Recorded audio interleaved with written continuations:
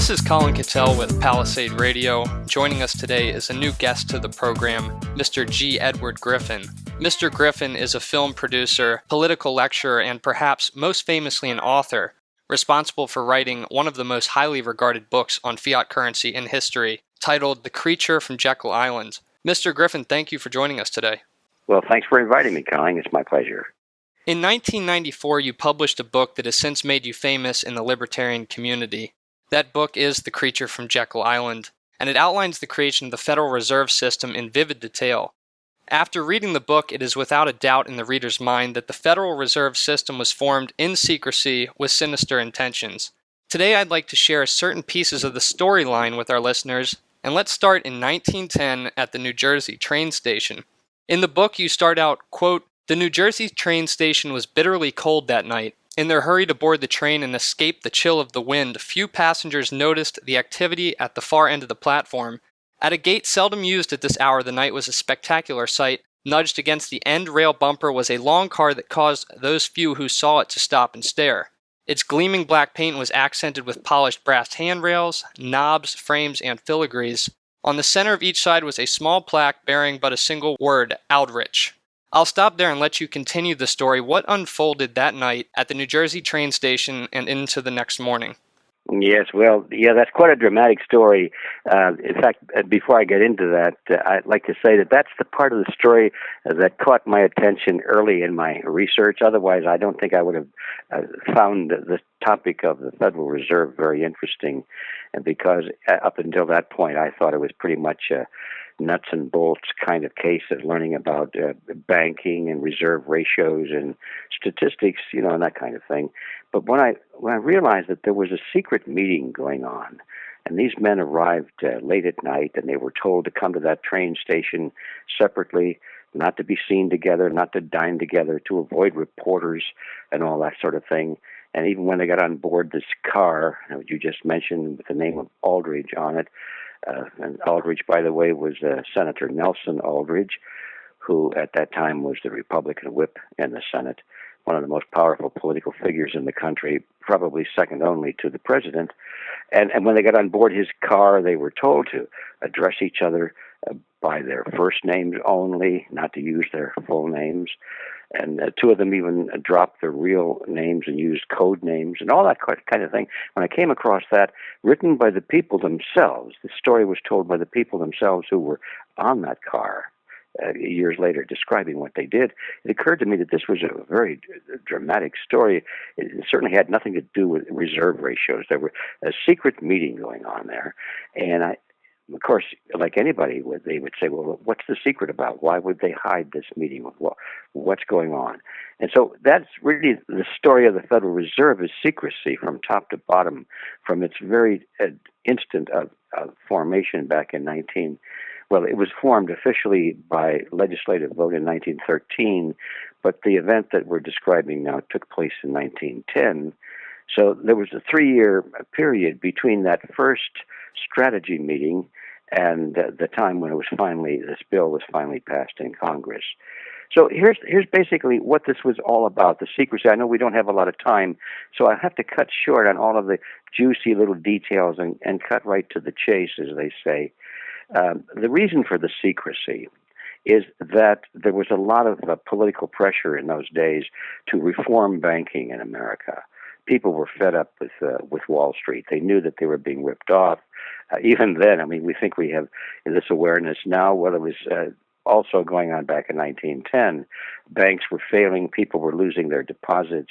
There was a lot of fraud in banking, officially protected by state governments and so forth. So people were demanding that Congress pass a law to control those big, bad bankers in Wall Street. And so the bankers themselves saw this coming. They knew that there was going to be some kind of a law to control their industry, and they decided, why should we wait around and have somebody pass a law who's not our friend? Why don't we design the law for our own benefit and tell everybody that it's a law to control us, and they shouldn't even know that we're the ones that are drafting this law? Basically, that was the reason for the secrecy, because what they did on Jekyll Island, which was this 2,000-mile journey by train from New Jersey up to Jekyll Island in Georgia, off the the inland coast up there. There was a private island called Jekyll Island, and it's still there, of course, but in those days completely owned by a small group of billionaires from New York, the very bankers we're talking about, J.P. Morgan, William Rockefeller, and their business associates. They all had mansions there, and there was a clubhouse there. It was a very elite place to go, and so that's where they went, all of these tycoons and bankers and industrialists, and they wanted to be away from the prying eyes of the public, so they went to Jekyll Island.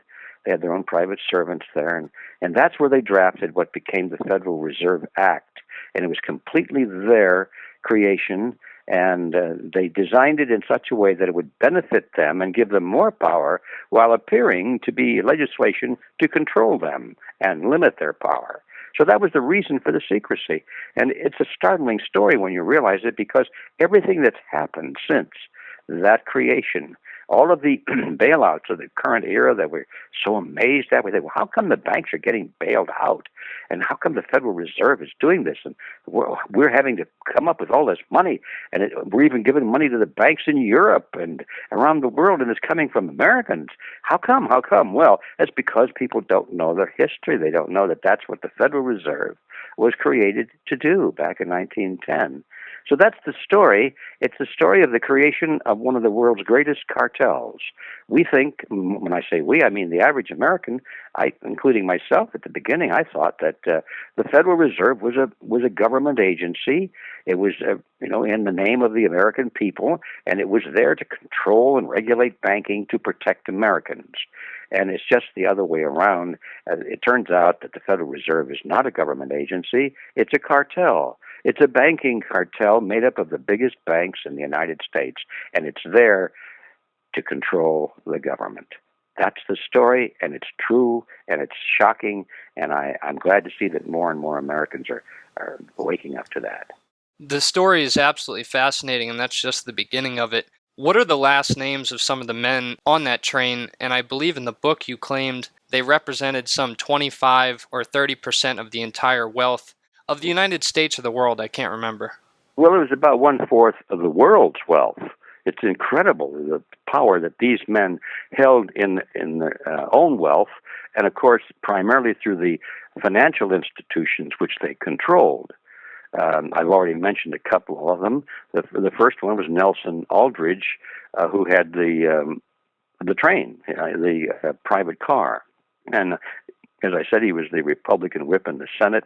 He was the chairman of the National Monetary Commission, which was that agency of the government which was given the job of coming up with recommendations for legislation, right? So he was the chairman of that committee. He was a business associate of J.P. Morgan. He was the father-in-law to John D. Rockefeller Jr. He's just the kind of a guy to come up with banking reform, of course. The second man on board that train was Abraham Piatt Andrew. He was the assistant secretary of the U.S. Treasury, which doesn't describe him very well because it makes you think that he was representing the government. But the truth is that Andrew was really a banker. That the reason he was assistant secretary of the Treasury is because he had strong banking connections. I could talk about him a lot, but I know we don't have time. But he's primarily there to represent banking. In those days, as today, the Treasury was dominated by bankers. The third man was Frank Vanderlip, and he was the president of the National City Bank of New York. That was the most powerful of the banks at that time, and it represented the financial interests of William Rockefeller and the international investment banking house of Kuhn, Loeb and Company. The fourth fellow there was Henry Davison, who was the senior partner of the J.P. Morgan Company. Benjamin Strong was there. He was the head of J.P. Morgan's Bankers Trust Company.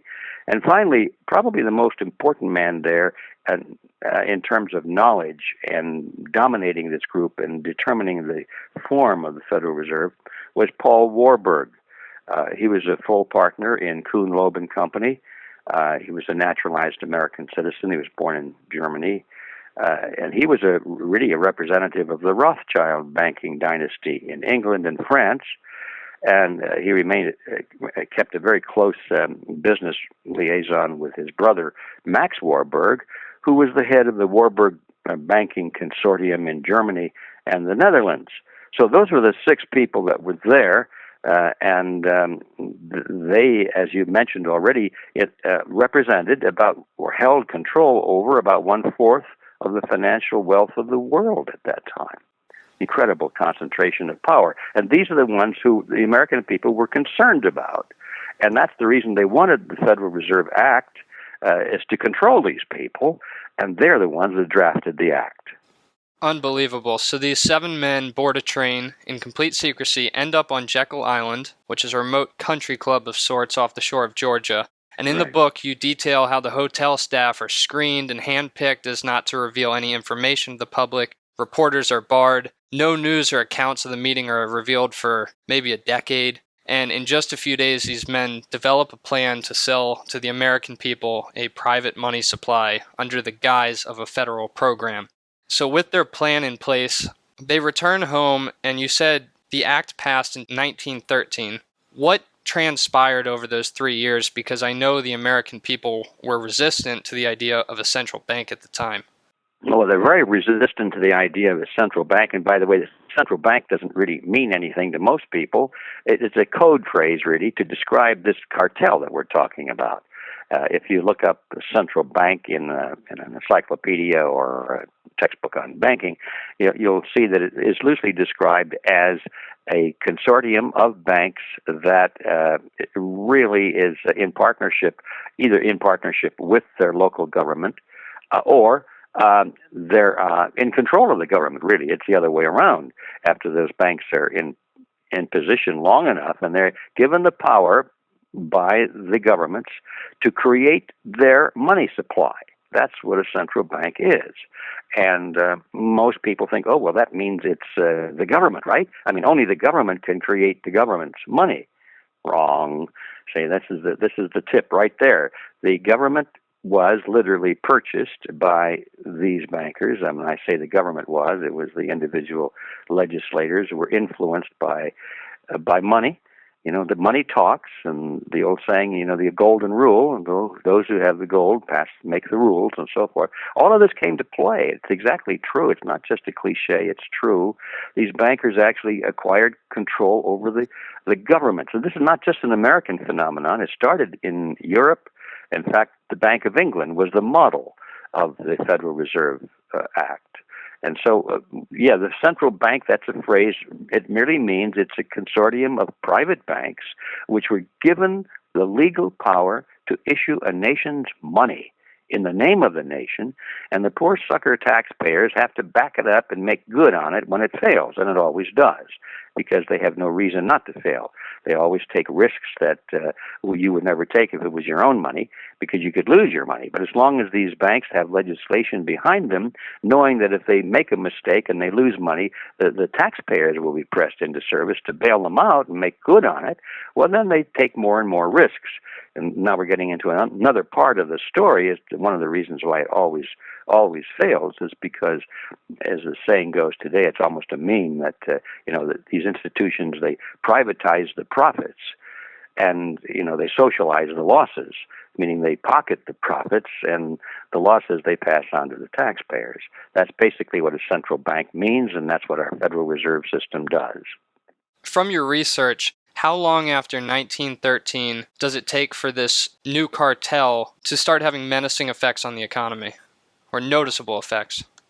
Well, it didn't take long because naturally, if you give the power to create money to a small group of people, they're going to be able to benefit immensely by that power to create money.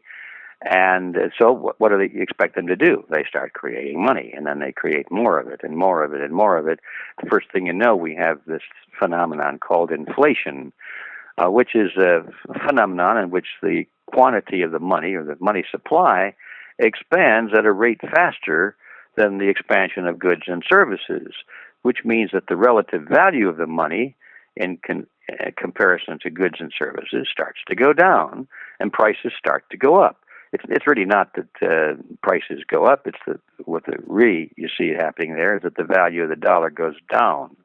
So right after this thing was created, we began to see easy money. People could go to the banks and borrow money at lower interest rates.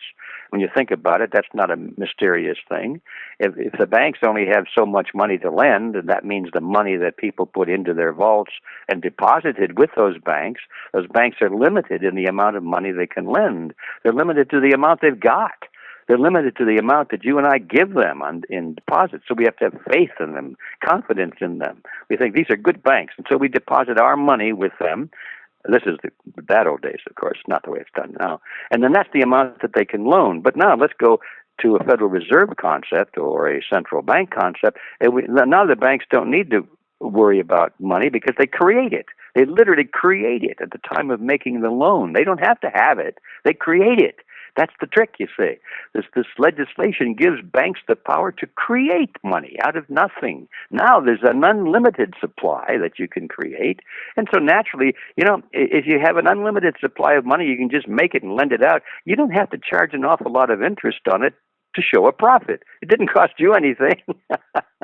So that's the trick, you see. So they start loaning more and more money into the economy, and inflation is the ugly bird that shows up, and people start losing their purchasing power, and they don't know why. They don't know who's stealing it from them. They all point the finger at each other, and they never point the finger at that unholy alliance between government and banks. Since writing the book, have you received any feedback from bankers or Federal Reserve members themselves? Have you ever, say, run into Greenspan or Bernanke at a speaking event?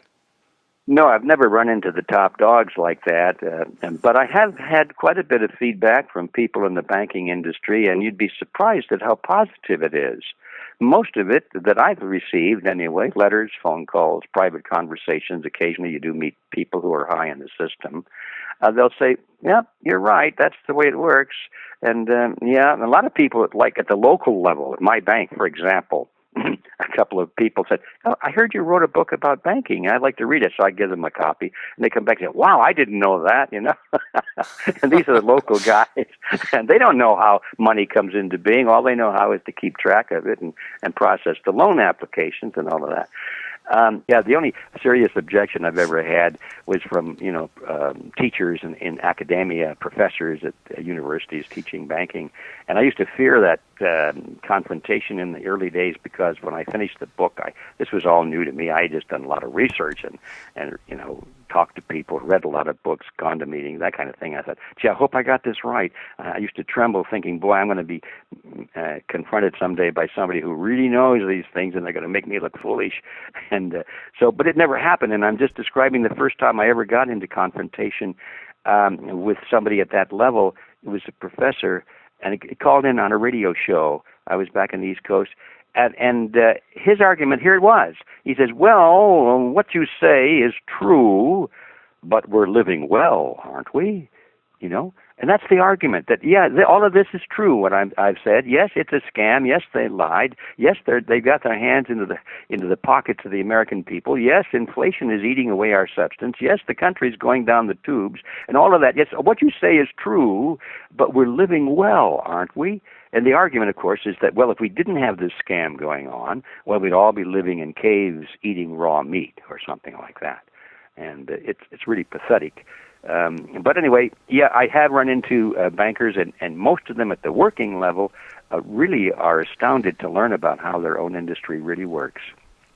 I'm just going to add one more thought to that. One of these people I ran into was a lady by the name of Marilyn Magruder Barnwell, and she wrote me a letter, and it was so good I took one sentence out of it and put it in the back of my book. And here's what she said. She says, as a career banker and president of a bank consulting firm, I thought I had a good understanding of the Federal Reserve, but this book changed the way I view our entire monetary system. So that's a typical comment I get from people inside the banking community. That's right. I think I remember actually reading that when I read through your book the first or second or third time. And looking forward into the future, history would tell us that at some point the Federal Reserve is going to have to fall apart and the system will collapse. But, it's already been 100 years. We just had the 100-year anniversary of the Federal Reserve System. And, you've been following this for well over 20 years now. What do you see coming down the pipeline? Well, I really hesitate to speak openly and honestly on that because it's a pessimistic view. I don't yet see enough awareness growing on the part of the American people to reverse the trend, and so I just see more of the same coming. And where that's headed is, in my view, a pretty ugly picture. In days gone by, the system experienced cycles. Yes, there were boom and bust cycles. I mean, you'd have expansion of the money supply, and then contraction of the money supply, expansion and contraction, boom and bust, and a lot of people were hurt in the process. But as long as the free enterprise system remained in place, people could recover. They could recover their losses. They could clear out the garbage from the system and start over again on a more honest and fair basis. And we've seen that happen throughout history a lot, where cycles occurred. And in the net process, it was kind of like a sawtooth chart in which you gradually saw everything moving up. But in individual points along that chart, there were some very serious downturns. I see that perhaps now that sawtooth is not going to occur anymore, because what's happened lately is that all of the nations of the world now have joined together with their banking systems. It's all done through the International Bank of Settlements in Basel, Switzerland, and it's become a global system. And they're all inflating at the same time, and they're all passing draconian laws to internationalize this problem so that there's no place to go anymore. Investors won't be able to seek out other currencies and dump the bad ones and go someplace where, take their money someplace where they have real value in it.